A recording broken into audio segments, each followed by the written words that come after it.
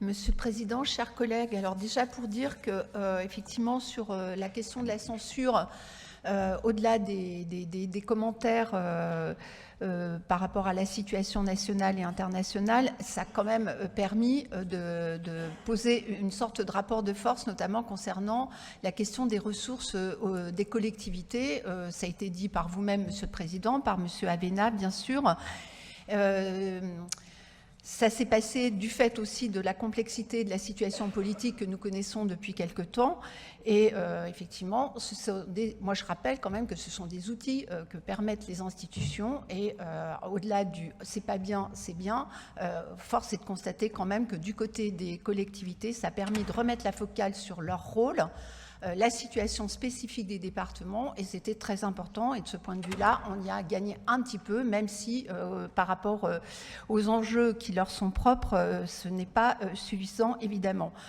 Dire aussi que dans la situation budgétaire, on a affaire quand même à un couplage. Le couplage, ce sont les dépenses investissement, fonctionnement, et puis les recettes. Et dans les débats qui nous préoccupent depuis pas mal de temps, on met une focale sur les dépenses, c'est-à-dire qu'en fait, baisser les dépenses serait l'alpha et l'oméga d'une bonne gestion. Et j'insiste, je l'ai déjà dit, mais je le redis, le tabou des recettes ne doit pas perdurer à ce point-là. D'ailleurs, on se réunit ce matin pour justement réabonder une partie des recettes avec l'augmentation des DNTO, ce qui ne suffira pas, bien évidemment. Ça va permettre de faire face dans l'ici et maintenant pour 2025 par rapport à notre département. Donc c'est pour ça que je pense que nous allons voter effectivement à l'unanimité ce que vous nous proposez aujourd'hui. Mais bien évidemment, la question des recettes doit aussi continuer à nous préoccuper au niveau national et avec des propositions qui émanent des territoires. Je ne peux pas m'empêcher, concernant les ressources et les recettes, de relayer ce qui s'est passé à l'Assemblée nationale hier soir, juste avant minuit, l'adoption d'une loi permettant justement d'augmenter une part de recettes avec la taxation des patrimoines de plus de 100 millions d'euros à hauteur de 2%. 2% à partir de 100 millions d'euros, ça reste quand même du niveau de l'acceptable pour ceux qui sont concernés, et ça rapporterait, ce qui est estimé, ça rapporterait 15 à 20 milliards d'euros.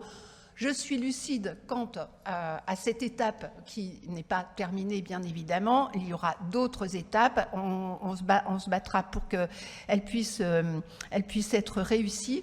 Et on se battra aussi pour qu'une partie de cette ressource puisse revenir dans les territoires et notamment auprès des départements, puisque vous avez souligné, Monsieur le Président, aussi en face de ces aspects budgétaires, c'est la question des besoins. Vous parliez de la démographie, mais les besoins, ce sont lesquels? C'est santé, c'est éducation, c'est social, les solidarités, et que tout ça, ça nécessite effectivement des ressources. Et puis, dernier point que je voulais souligner, on ne pourra pas ne pas, comment dire, dans ce constat et dans tous ces débats que nous avons autour du budget, remettre à plat la question de la fiscalité des départements et d'une réforme fiscale les concernant et qui soit vraiment en phase avec leurs compétences. Et ça, c'est un vrai débat aussi qu'on doit porter au niveau national et qui doit aussi être nourri par les réflexions issues des territoires. Je vous remercie.